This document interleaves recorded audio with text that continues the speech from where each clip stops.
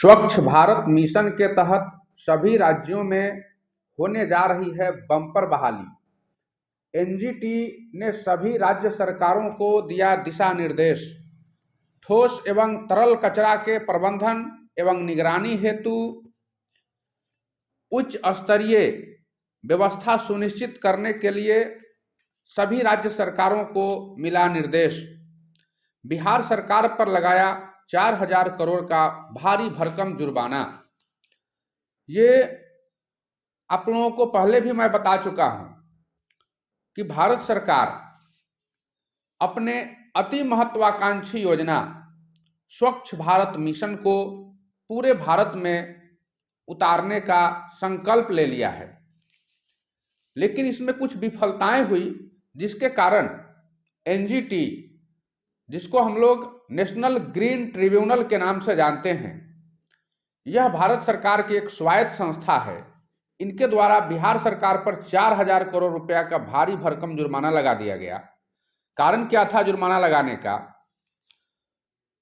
तो ये एनजीटी जो है यह देखती है कि देश में प्रदूषण कम से कम फैले, और अगर कोई स्थानीय प्राधिकार, स्थानीय निकाय या कोई राज्य सरकार इसमें विफल रहती है तो उस पर जुर्माना लगाया जाता है।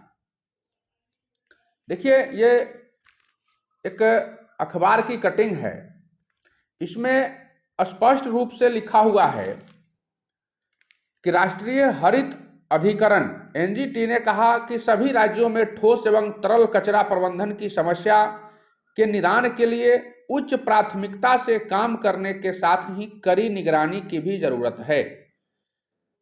एनजीटी ने केंद्र और राज्य सरकारों को ठोस एवं तरल कचरा का तय मानदंडों के तहत निपटारा करने के लिए उच्च स्तरीय प्रशासनिक कवायद सुनिश्चित करने के लिए दिशा निर्देश भी दिया है।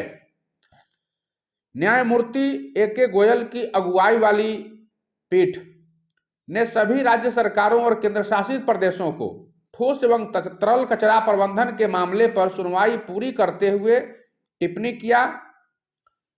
पीठ ने कहा कि मौजूदा आदेश के दायरे में सभी राज्यों और केंद्र शासित प्रदेशों के मुख्य सचिवों के द्वारा दाखिल किए गए आंकड़ों के संकलन और देश में कचरा प्रबंधन की पृष्ठभूमि की तुलना करने के अलावा आगे के कदमों के लिए निर्देश देना और विश्लेषण करना शामिल है।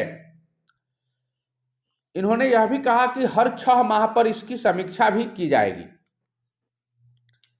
एक बात और स्पष्ट रूप से कहा एनजीटी कि बहुत कड़ी निगरानी की जरूरत है। ठोस एवं तरल कचरा प्रबंधन की समस्या के निदान के लिए उच्च प्राथमिकता से काम करने की जरूरत है और कड़ी निगरानी की भी जरूरत है। दोनों बातें कही, एक तो काम भी करना है और निगरानी भी करनी है। और केंद्र शासित प्रदेशों को भी, सभी राज्य सरकारों को भी यह निर्देश जारी किया गया है। एक बात इसमें और कहा गया है कि गंगा और जमुना सहित बड़ी संख्या में देश की नदियों, झीलों, तटीय क्षेत्रों और अन्य जल निकायों का पानी भी प्रदूषित हो रहा है। इससे युद्ध स्तर पर निपटने की भी आवश्यकता है। इसके लिए जहां भी जरूरत पड़े वहां स्वदेशी अथवा विदेशी प्रौद्योगिकी या तकनीक इस्तेमाल करने की जरूरत है।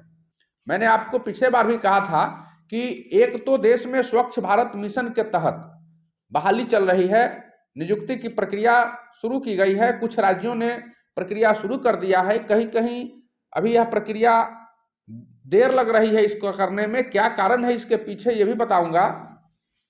लेकिन 2 प्रकार की प्रक्रिया होगी। एक तो जल संरक्षण का काम करना होगा, जिसमें नदियों को बचाना होगा, नदियों को प्रदूषित होने से बचाना होगा, नदियों के जल का संरक्षण करना होगा। दूसरा कि स्वच्छ भारत मिशन के तहत गांव-गांव को साफ करना होगा। तो दोनों में नियुक्ति होनी है। प्रधानमंत्री जी ने 3 और 4 जनवरी को जो पूरे देश के जल मंत्रियों का सम्मेलन था, उसमें स्पष्ट रूप से कहा कि हमें 2047 तक पूरे भारत में पानी का एक एक बूंद बचाना है और इसके लिए जोर शोर से काम करना होगा। जिस तरह से स्वच्छ भारत मिशन का काम चल रहा है, उसी तरह से जल संरक्षण का भी काम करना होगा। तो आइए थोड़ा हम लोग इस पर भी चर्चा करें कि स्वच्छ भारत मिशन के तहत क्या क्या बहालियां हो रही है। फेज 2 में एक नियम बनाया गया है जिसको 2024 तक पूरा करना है। ये नहीं है कि 2024 तक ही यह चलेगी। स्वच्छ भारत मिशन योजना फेज 2 24 तक चलेगी नहीं, 24 तक इसको पूरा कर लेना है। इसका निर्देश है सभी राज्यों को। भारत सरकार के द्वारा चलाया जा रहा कार्यक्रम स्वच्छ भारत मिशन प्रधानमंत्री जी की दूरगामी सोच को परिलक्षित करता है। यह एक बहुआयामी एवं अति महत्वाकांक्षी परियोजना है जिससे पूरे देश में क्रमबद्ध रूप से लागू करते हुए खुले में शौच से मुक्ति दिलाना और ओडीएफ से ओडीएफ प्लस की ओर देश को उन्मुख करना है। देश साफ सुथरा कैसे बने, यह काम करना है। इस महत्वाकांक्षी योजना का पहला चरण है इसे संपूर्ण देश में कार्यान्वित करते हुए नियम एवं विधि उपविधि का निर्माण करना, जो लगभग पूर्ण किया जा चुका है। भारत सरकार के द्वारा पूर्ण करते हुए निर्देश देते हुए सभी राज्यों को भेजा गया है। सभी राज्यों को इस पर नियम उपनियम बनाने का अपना अधिकार है। कुछ राज्य सरकारें बना भी चुकी हैं, बहाली भी शुरू हो गई है। कुछ राज्यों में अभी नियम नहीं बनाया गया है। क्यों नहीं बनाया गया है, इसके भी कुछ कारण हैं। दूसरा चरण है कि इस चरण में क्रमवार सभी राज्यों में इसे लागू किया जाना है ताकि देश का एक एक गांव साफ सुथरा बन सके। प्रथम चरण में बिहार में भी यह योजना धरातल पर उतारा गया, जिसके तहत प्रत्येक पंचायत में एक स्वच्छता पर्यवेक्षक तथा प्रत्येक वार्ड में 2-2 स्वच्छता कर्मी की नियुक्ति की जा रही है। अभी तक 4000 पंचायतों में भी नियुक्ति नहीं हो पाई है। पूरे बिहार में 8000 से अधिक पंचायतें हैं, लेकिन आधे पंचायतों में भी अभी तक नियुक्ति नहीं हो पाई है। पंचायत स्तर पर भी अलग से 4-4 स्वच्छता कर्मी नियुक्त किए जाने हैं। हर वार्ड में 2-2 स्वच्छता कर्मी की नियुक्ति किया जाना है, सफाई का काम कराना है। तीसरा चरण है, तो तीसरा चरण क्या है? अब देखिए, तीसरा चरण में पहले ये बता दूं कि बिहार सरकार को एनजीटी राष्ट्रीय ग्रीन ट्रिब्यूनल के द्वारा 4000 करोड़ रुपया का भारी भरकम जुर्माना ठोक दिया गया। यह इसलिए किया गया कि राज्य सरकार ठोस और तरल कचरा का सही ढंग से निपटारा कर नहीं पा रही है। देखते होइएगा कि अधिकतर नगर निकायों में सबसे अधिक कचरा रहता है। नगर निगम, नगर पंचायत, नगर परिषद में सबसे अधिक कचरा है और सारा कचरा उठाकर सड़कों के किनारे फेंका जाता है। तो यह व्यवस्था जो है, यह ठीक व्यवस्था नहीं है। इसका निपटारा होना चाहिए था। बिहार सरकार इसमें फेल हो गई, इसलिए एनजीटी ने जुर्माना लगा दिया। एनजीटी निर्देश भी जारी कर चुकी है। तो सरकार इसमें अब तेजी लाने के लिए भी अपने सभी जिलाधिकारियों को और पंचायत स्तरीय पदाधिकारियों को निर्देश जारी कर चुकी है कि जितनी जल्दी हो सके बहाली करके खत्म करना है, नहीं तो फिर से हो सकता है सरकार पर जुर्माना लग सके।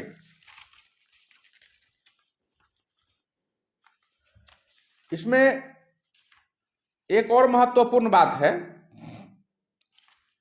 कि राज्य सरकारें जो है स्वच्छ भारत मिशन के सही क्रियान्वयन के लिए स्वच्छता पर्यवेक्षक और स्वच्छता कर्मी की नियुक्ति कर रही है। अधिक से अधिक स्वच्छाग्रहियों को भी जिम्मेवारी दिया जाना है और उनकी भी नियुक्ति की जानी है। उनका मानदेय भी बढ़ाया जाएगा और इसके लिए बड़ी संख्या में सभी राज्यों में स्वच्छता कर्मी, स्वच्छता पर्यवेक्षक, इनकी बहाली की जानी है। बहाल वही होंगे जो कम से कम 10 दिनों का प्रशिक्षण प्राप्त किए होंगे SLWM में, यानी solid and liquid waste management, जिसे हम कहते हैं ठोस एवं तरल अपशिष्ट प्रबंधन। इसमें कम से कम 10 दिनों का प्रशिक्षण प्राप्त होना चाहिए।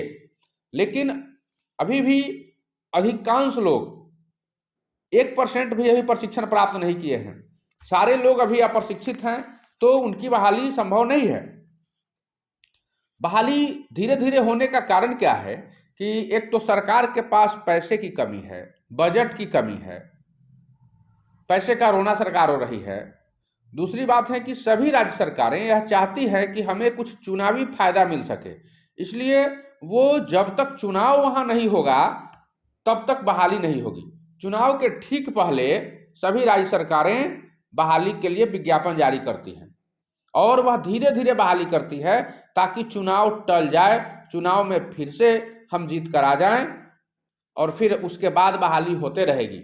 यह सभी राज्य सरकारों का अपना अपना तरीका है और ऐसे ही करती है। इसीलिए बहाली या तो सरकार बिल्कुल नहीं रोक देती है कुछ समय के लिए, या फिर धीरे धीरे करती है। अभी बिहार में 2025 में चुनाव होना है, बहाली धीरे धीरे चल ही रही है। दूसरे स्टेट में जहां जहां चुनाव होंगे वहां वहां सरकारें इसको लागू करेंगी। लेकिन एनजीटी ने पूरी तरह से दिशा निर्देश दे दिया है। एनजीटी सभी राज्य सरकारों पर दबाव दिया कि जल्द से जल्द इसकी बहाली की जाए और हर 6 महीना में इसकी मॉनिटरिंग की जाए, इसकी देखरेख की व्यवस्था सुनिश्चित हो सके। तो आपके लिए हम यही कहेंगे कि जल्द से जल्द आप लोग भी SLWM में कम से कम 10 दिनों का प्रशिक्षण प्राप्त कर लीजिए और प्राप्त करने के बाद जितनी जल्दी हो सके आप लोग प्रमाण पत्र ले लीजिए। एनजीटी पूरी तरह से सभी राज्य सरकारों पर दबाव बनाए हुए है। राज्य सरकारों द्वारा जल्दी से जल्दी विज्ञापन जारी किया जा सकता है। अब बिहार में आधा से अधिक बहाली तो हो चुकी है, लेकिन शेष पंचायतों में बाकी है। देश के अन्य राज्यों में अभी तक नहीं हुई है नियुक्ति, सभी जगह नियुक्ति की जानी है। अगला चरण जो है अब राजस्थान, मध्य प्रदेश, उत्तर प्रदेश सभी जगह शुरू किए जाएंगे। तो इसके लिए मुख्य जरूरी यह है कि राज्य सरकार जो कदम उठा रही है उसमें पहला कदम तो यह है कि स्वच्छता पर्यवेक्षक हर पंचायत में 1 बहाल होंगे और स्वच्छता कर्मी हर वार्ड में 2-2 बहाल होंगे। उनके लिए मानदेय तय किया जाना है। बिहार में यह मानदेय 5,000 से प्रारंभ हो रहा है और अभी तक अधिकतम 7,500 रुपया तक मानदेय निर्धारित किया गया है। अन्य राज्यों में राज्य सरकारें इसको थोड़ा कम या अधिक मानदेय का निर्धारण कर सकती है, क्योंकि यह सरकार के ऊपर होता है और हर राज्य की सरकार अपना अपना बजट देखकर यह मानदेय तय करती है। दूसरी व्यवस्था यह होगी कि ठोस एवं तरल कचरा के प्रबंधन और निगरानी हेतु निश्चित रूप से एक बड़ी व्यवस्था सुनिश्चित होगी। जितने भी स्वच्छाग्रही पहले से नियुक्त हो गए हैं उनको अलग से जिम्मेवारी मिलेगी और उनका मानदेय भी बढ़ाया जा सकता है। तो सरकार यह सोच रही है, नियम बना रही है और आपके लिए बेहतर भविष्य है। इसके साथ साथ जल संरक्षण में भी इसी तरह का काम शुरू होगा, इसलिए जल संरक्षण में भी प्रशिक्षण प्रारंभ है हमारे यहाँ और साथ साथ SLWM में भी हमारे यहाँ 15 दिनों का प्रशिक्षण प्रारंभ है। तो आप लोग हमारे वेबसाइट से प्रशिक्षण के लिए आवेदन भर सकते हैं, आवेदन कर सकते हैं। 10 दिवसीय प्रशिक्षण के जगह पर हमारे यहाँ 15 दिवसीय प्रशिक्षण होता है। प्रशिक्षण शुल्क समय समय पर बदलते रहता है, जो हमारे वेबसाइट पर आपको हमेशा अपडेट रहता है, आप देख सकते हैं।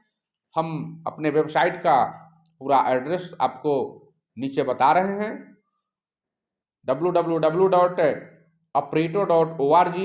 इसी पर जाकर आप एप्लीकेशन देंगे, आप प्रशिक्षण के लिए आवेदन देंगे, फिर आपको प्रशिक्षण शुल्क प्रदान करना है और तत्पश्चात आप लोगों को प्रशिक्षण भी दिया जाएगा। तो आप लोग अधिक से अधिक तैयार हो जाइए, प्रशिक्षण लेकर निश्चित रूप से आप तैयार रहिए। बहाली आज न कल देर सवेर होनी तय है, क्योंकि एनजीटी का पूरे राज्य सरकार पर दबाव है। धन्यवाद।